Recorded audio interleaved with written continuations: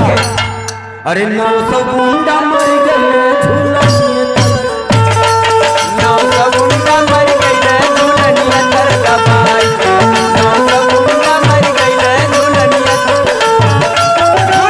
तर दबाई के झूलनिया तर दबाई के झूलनिया तर दबाई 900 गुंडा मर गए झूलनिया तर दबाई के 900 गुंडा मर गए झूलनिया तर दबाई के।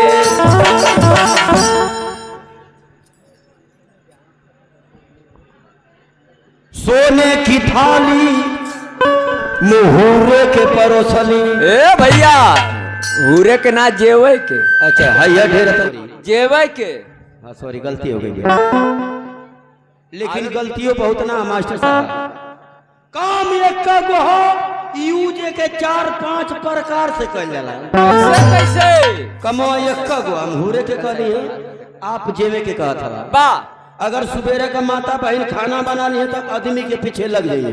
बा भैया कि ये सिंटुआ का पापा आज सौकेरे खाना बनौले हैं, फर्द बरस कई के खाना के खाइला। अगर तनी भर लेट होई तो कहिए बौरा का करत हो ना खइबा तो चल के कानो होर लेत हवा। 11 बजे तो मेहरारू गोसिया जाली, बा तुरंत कुत्ता उता बनावे लगे। जैसे तोरे घरवा सब बोलावला बेहया होया। 11 बज गल का करत हवा, सौकेरे खाना बनौली है कि फर्द बरस कई के खाना के खाइला। 11 बज गल का करत हवा, अगर ना हुरबा तो चल के अड़साइला। बारे बौरा अनार सलबा तो चल के ढकेलीला, अन्ना ढकेलबा तो चल के पूरीला। कमो एक का यूज कई प्रकार से कर लेला। सोने की थाली मुझे में के परोसली और जेवना न जेमे और भागेला रुसियाई के